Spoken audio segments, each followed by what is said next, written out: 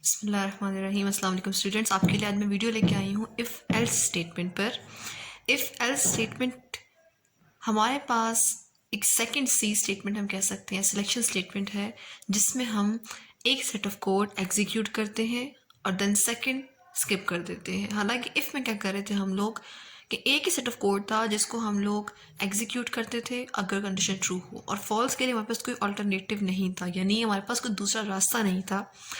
ठीक है, तो यहाँ पे हमारे पास इफ़ एल्स में दो वेज हैं। अगर कंडीशन ट्रू है तो इफ़ को एग्जीक्यूट कर दो, वरना एल्स।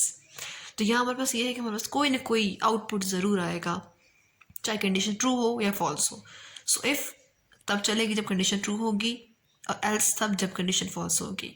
ओके, डेफिनेशन की तरफ चलते हैं। फर्स्ट ऑफ ऑल डेफिनेशन कहती है it executes one block of statement when the condition is true, यानी एक स्टेटमेंट का ब्लॉक वो एग्जीक्यूट कर देगी अगर कंडीशन ट्रू है।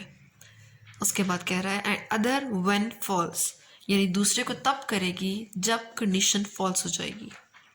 इस केस में अगर आप देखें तो हमारे पास कोई ना कोई आउटपुट ज़रूर आएगा, या तो फॉल्स के लिए आ जाएगा या फिर ट्रू के लिए आ जाएगा, डिपेंड वो करेंगे कंडीशन पर। और यहाँ हमारे पास कनेक्टर है और यहाँ हमारे पास ये फ्लो चार्ट एंड हो जाएगा। अब देखते हैं फ्लो चार्ट को ज़रा गौर से देखें। फर्स्ट ऑफ ऑल हमारे पास जब कंपाइलर एंटर होता है इफ़ के अंदर तो कंडीशन आती है। सबसे पहले कंडीशन सेलेक्ट करती है कि क्या कंपाइलर सेलेक्ट करता है कंडीशन ट्रू है या फॉल्स है, जैसे हमने नंबर लिया था लास्ट टाइम। ठीक है, तो अगर हमारे पास कंडीशन ट्रू है देन हमारे पास एसोसिएटेड कोड है, उस ट्रू के साथ वो स्टेटमेंट्स सारी एग्जीक्यूट हो जाएंगी, एक से ज़्यादा भी हो सकती है। और अगर कंडीशन फॉल्स है, इस केस में हमारे पास प्रोग्राम एंड नहीं होगा बल्कि नेक्स्ट स्टेटमेंट पे जाएगा। अल्टरनेटिव मेथड हम यूज़ करेंगे, कह सकते हैं दूसरा रास्ता। साइंटिक्स की तरफ चलते हैं। साइंटिक्स का कहता है हमें if then condition again bracket के अंदर, ब्रैकेट स्टार्ट है हमारे पास, ये तब एग्जीक्यूट होगी जब हमारे पास ट्रू होगी if condition. Okay, let's suppose if condition false है, कंपाइलर यहाँ से यहाँ तक ये पूरा पोर्शन, चाहे इसमें एक स्टेटमेंट हो या 100 स्टेटमेंट्स हो, सारी की सारी स्किप कर देगा, इग्नोर कर देगा और नेक्स्ट आ जाएगा एल्स पर। एल्स पे आने के बाद जो एल्स के अंदर स्टेटमेंट्स होंगी वो उसको एग्जीक्यूट कर देगा। इस तरह देखिए तो हमारे पास प्रोग्राम कोई ना कोई आउटपुट ज़रूर देगा, कंडीशन चाहे ट्रू हो या फॉल्स हो, क्योंकि हमने ट्रू के लिए भी एक चीज़ रखी है, सेकेंडली हमने फॉल्स के लिए भी एक रास्ता रखा है। सो अगर कंडीशन ट्रू हो तो ये स्टेटमेंट एग्जीक्यूट हो जाएंगी, वरना ये हो जाएंगी। तो एल्स वैसे भी अगर हम देखें उर्दू में इसका मतलब क्या होता है, एल्स मीन्स सेकेंड रास्ता, दूसरा अल्टरनेटिव। सो देखिए friends, first of all condition, अगर कंडीशन हमारे पास ट्रू है देन ये सेट ऑफ कोड जो इन ये कंडीशन अगर हमारे पास ट्रू है देन ये कोड एग्जीक्यूट हो जाएगा, यानी इस ब्रैकेट से इस ब्रैकेट के अंदर की तमाम स्टेटमेंट एग्जीक्यूट हो जाएगी, इसे हम एसोसिएटेड कोड भी इसको कहते हैं। और अगर कंडीशन फॉल्स है तो हमारा कंपाइलर एल्स पे आ जाएगा और जो कुछ एल्स के अंदर होगा, जो स्टेटमेंट इसके अंदर होंगी वो सारी की सारी एग्जीक्यूट हो जाएंगी। सो एग्जाम्पल देखें आपको क्लियर होगा मज़ीद।